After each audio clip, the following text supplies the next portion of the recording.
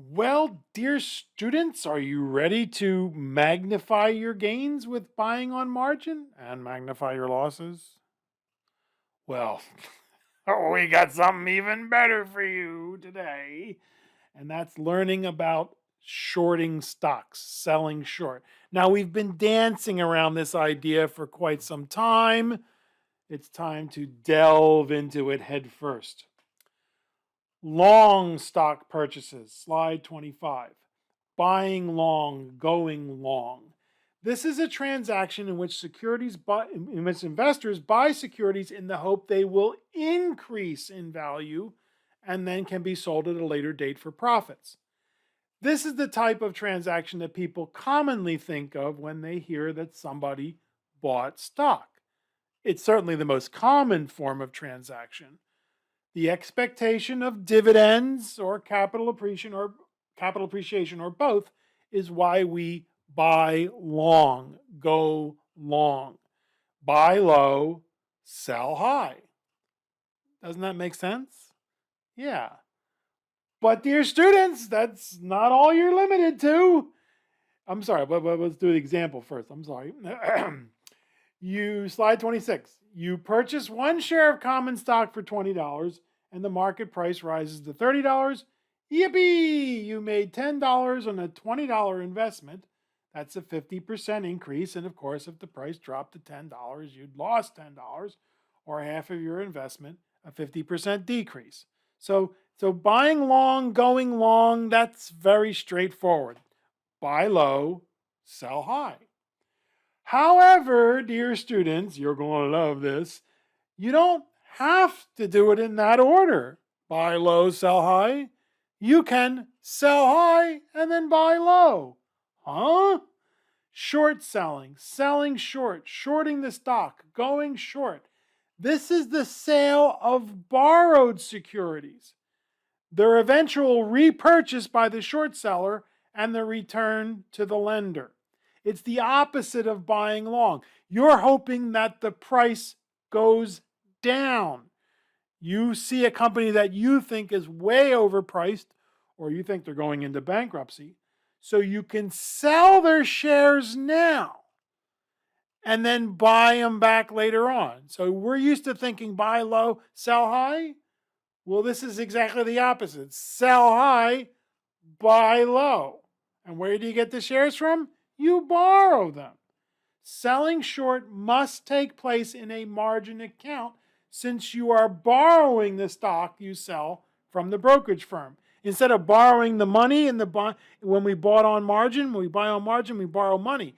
When we sell short, we're borrowing stock.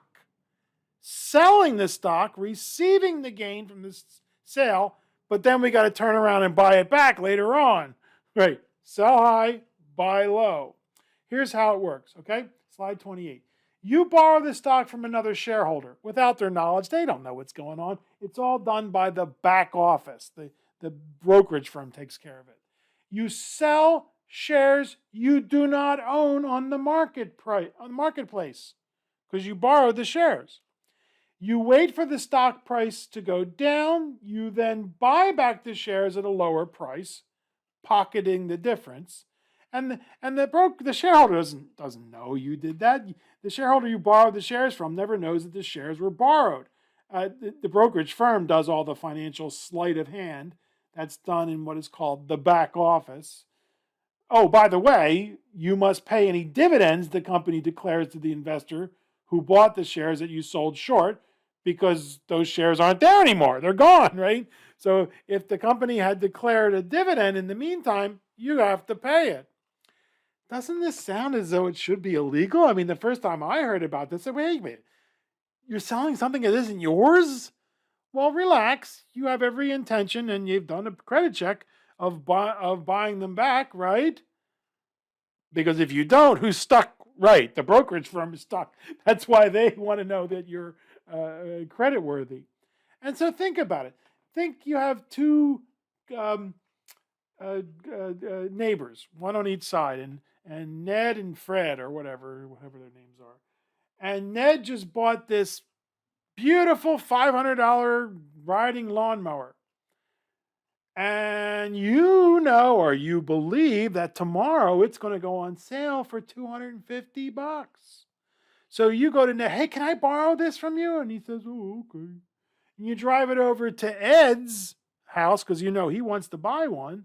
He says, hey, Ed, look at the brand new riding lawnmower, only $500. Hey, it's just what I wanted. So he buys it from you. You now have $500 and you see it go on sale the next day for $250. You run, go buy it, and bring it back to Ned, and he says, hey, thanks, you're a good man. Did you paint it? It's a different color. Anyway, you see, that's that's how it works. That's what's going on here, folks.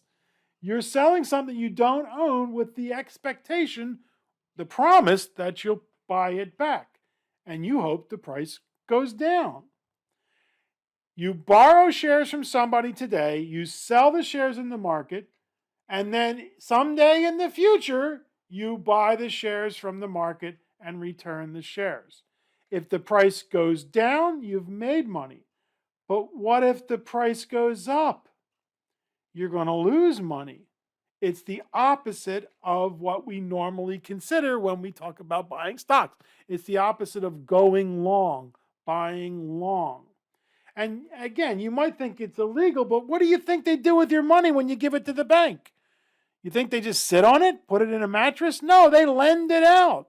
They lend out the money that you've given them with the expectation that they'll pay you back, and it's all highly regulated. So I'm sure there's problems every once in a while, but for the most part, it's done every day. So let's see.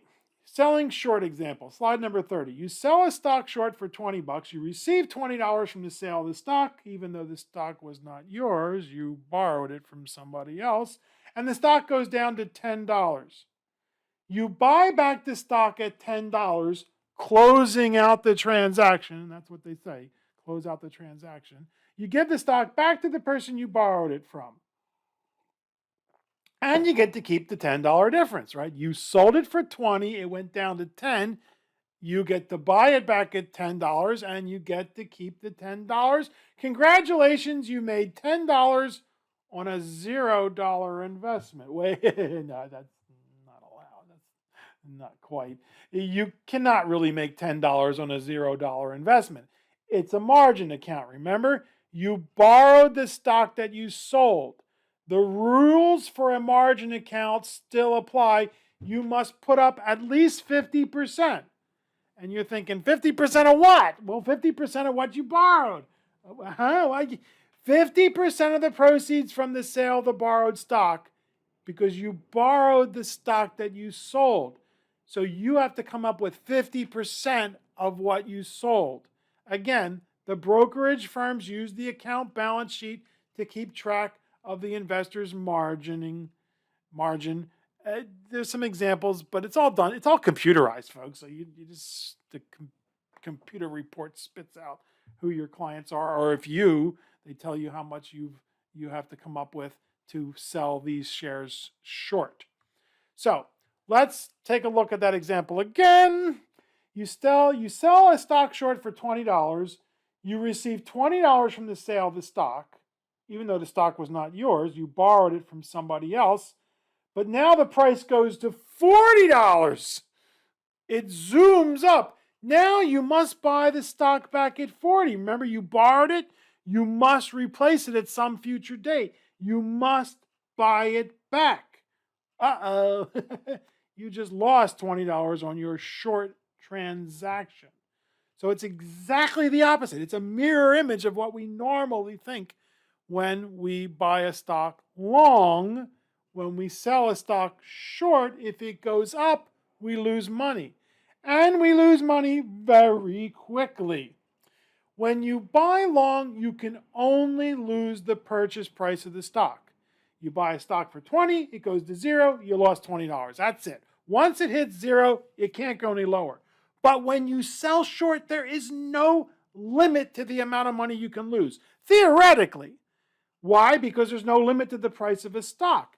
The price can always go higher.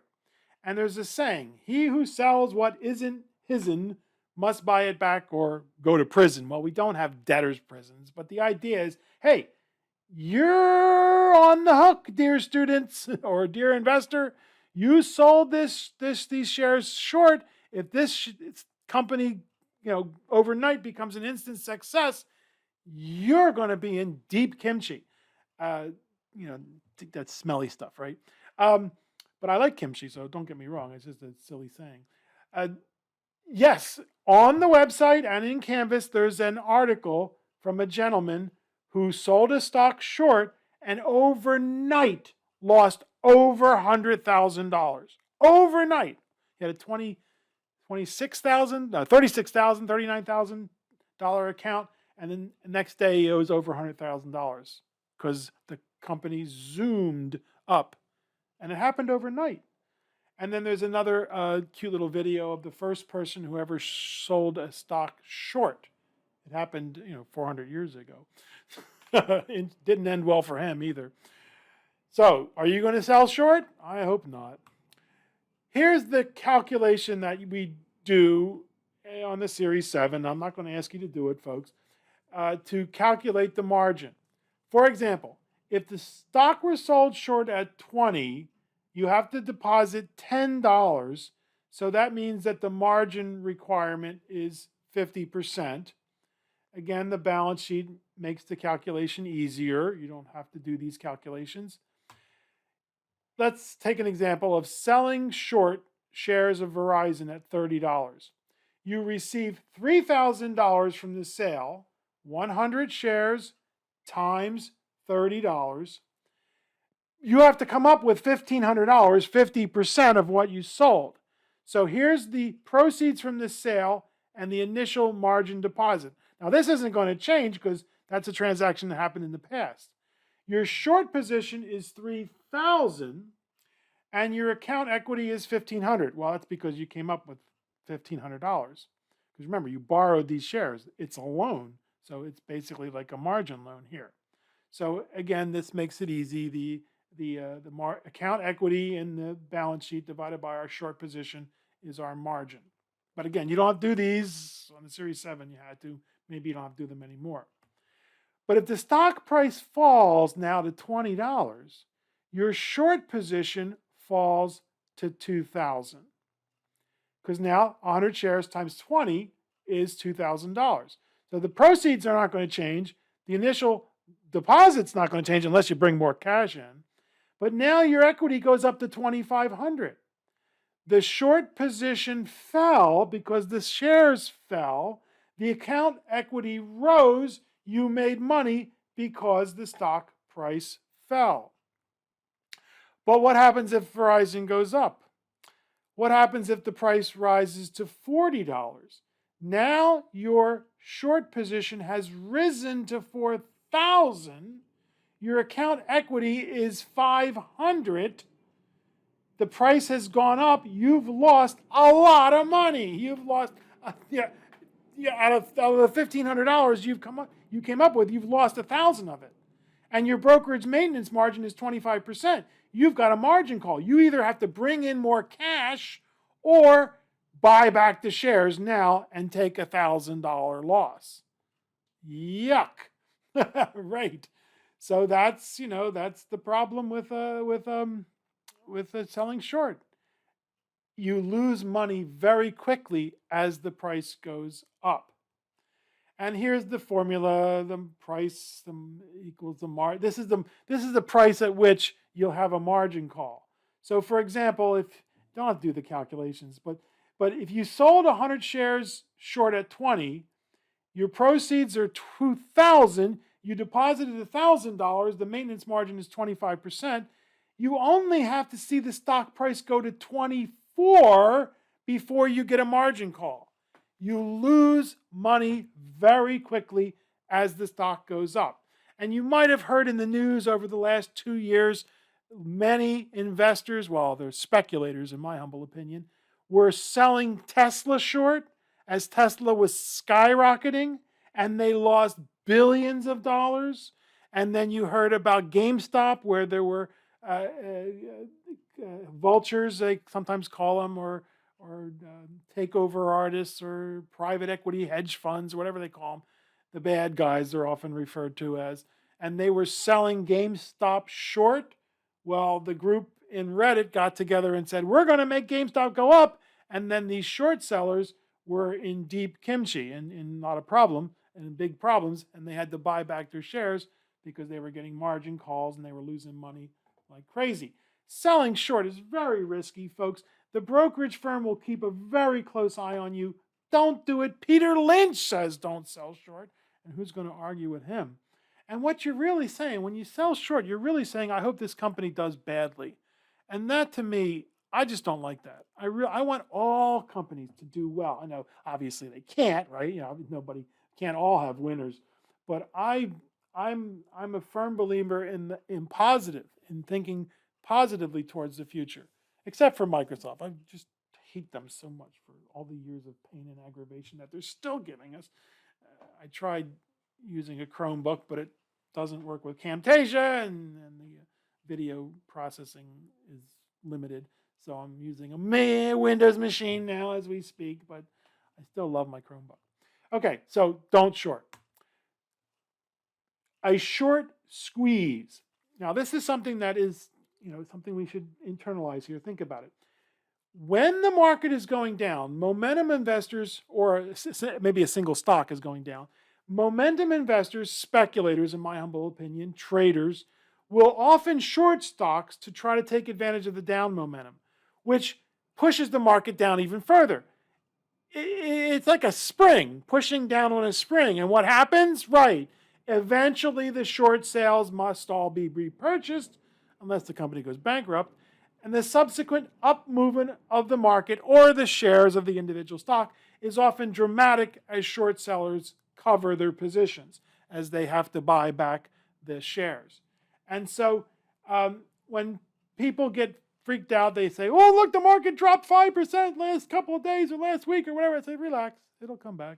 And sure enough, 1 or 2 days later, bingo, it skyrockets because all those short sellers have to cover their positions. They have to buy back the shares. And so we can take a look at the short interest. And, I'm thinking, why don't we do that right now? Let's take a look at the short interest for, say, Tesla, which has been heavily shorted. And let's go to Yahoo, Tesla. And we go to the statistics page and come down. And here it is. There are 959 million shares outstanding, but interesting, only 769 are trading at this time. And now the shares short, the shares short are 46 million. So that's about 6% of the float and 5% of the shares outstanding. Now, that's a whole lot less than there were last year. I think it had made up to 20% because there were many people who were just thinking, Tesla's ridiculous. It's not going to survive. And of course, they did. So when you see above, say, 10 or 11, 12%, that means 6%. It's still pretty high because you look at a company like, let's look at Procter & Gamble, and you'll see that the shares short are much less. Well, we'll find out, see if I'm right. I'm just guessing here. Procter & Gamble, let's go down, look at the shares short. The short shares, there are 2.45 billion shares outstanding and only almost 17 million. So 1/3 of Tesla with 8 times the number of shares outstanding. So percentage is less than 1%. So investors and traders, speculators are thinking that Procter & Gamble is not going to go down that far. But let's see. How about Shopify? Let's go see what Shopify, because that's another one of those outrageously priced stocks.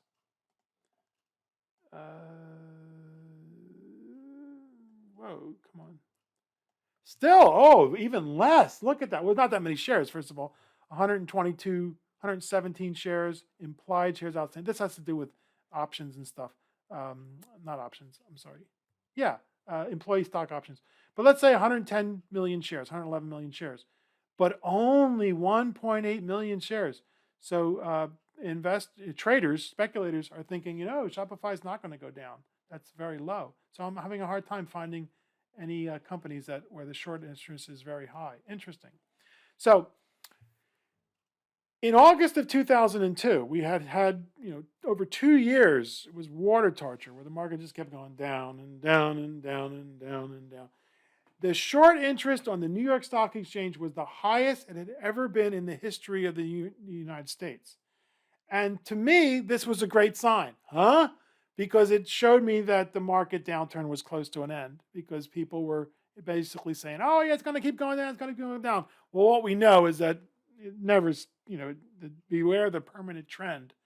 So when you hear that the short interest is very, very high in the market as a whole or an individual stock, unless that stock is going to zero, um, it shows that there's going to be a short squeeze soon enough. In fact, there was a one time I was thinking of actually shorting GM back in 2006 and 7. And I would have done pretty well if I had done that. But because GM then went bankrupt and the shares became worthless, so you didn't have to buy them back. They stopped trading in 2011 at 4 cents a share. So, but I just thought of Mr. Lynch, who always said never short a stock. And I also said, I don't want GM to go under. I want GM to succeed, even though the big jerks are pushing these SUVs, gas guzzling vehicles. Okay, well, we have issues. We all have issues. That's one of mine. And so, are you going to sell short? I certainly hope not. Peter Lynch says don't sell short. You can lose a lot of money quickly. In fact, let's go. Let's go. I want you to do it on your own, but I'm going to do it right now. I'm going to go to that. It's going to take me a while. My apologies. Chapter. I go all the way down to chapter 2. I'm going to show you that great. Here it is. Help! My short position got crushed, and now I owe E-Trade $106,000. So I want you to read this article, folks. This guy loses Oh, go away. I know, Market Watch. This guy loses $106,000 overnight. His name is Joe Campbell. He went to bed with $36,000 in his trading account. And then the next day he woke up with a debt of $106,000. And then he did a GoFundMe. Help me, help me. And the people are just not very kind to him. It's a true nightmare, true trading nightmare. So don't do it. Don't do it. And then people said when he said, oh, you lost some money. Oh, well, would you contribute to bail out some other trader who was stuck in the same position? Methinks not. I'm sure when you purchased all those shares, you were not worried about the money the folks who were losing at the expense of the longs. So pay your dues and move on. So dear students, don't do it. Don't short stocks. Okay, enough said. Instruction about syphilis? Yes, it's not instruction to get syphilis. Actually, folks, there used to be a valid reason for shorting a stock, but no more. It disappeared in 1997. It was called, believe it or not, shorting against the box. Shorting stock that you already owned. Why would you do that? Well, it allowed you to essentially sell your shares without creating a taxable transaction until you closed out the transaction with your own stock. So let's say it's the end of the year and you want to sell these shares. You short them, which means you sell shares that you already own, and then in December, and then in January, you deliver the shares and you postpone the taxes for another year. IRS says no. No, you can't do that. If you short a stock that you own, you've sold it. That's what they say. That's the IRS. So my advice, again, never short a stock. So what have we learned in this chapter? We've learned about brokerage accounts. We've learned that buying on margin can be useful for some people, but it magnifies our gains and magnifies our losses. And we've learned that we can make money by selling high, buying low if the stock goes down, or we can lose a ton of money if the stock goes up. And one last time, I'm going to exhort you, cajole you, motivate you to enter the industry. The industry needs you. You are awesome. We need more women, more minorities, more bilingual, more ex-military, because us old white guys are all kicking off or retiring. And we just know that if you're a brokerage firm in the South Bay and you don't have somebody who can speak Spanish, you got a problem. If you're an insurance company out in El Cajon and you don't have somebody who speaks Arabic, you're losing business. And it's just the world. And some people are afraid of this. Some people are angry about it. And some of them voted for Agent Orange, who's thankfully gone now. But the rest of us are going to say, no, this is the world. We are all one family. We are all the same genome. um, Species, the same species, Homo sapien homos. I don't know how they got the homo twice there, but they did. And so, how about it? Enough of that. Buying and selling securities. Next, we have some miscellaneous topics in investments, account types, real estate, precious metal, hard assets, investing in a business, cryptocurrencies, and we'll wrap them up. They're relatively straightforward and not for the vast majority of us. Okay? See you in our next set of presentations where we do some miscellaneous topics in investments. Thank you so much, folks. Oh my goodness, how far we've come. And we only got a couple weeks left, so don't give up now. No.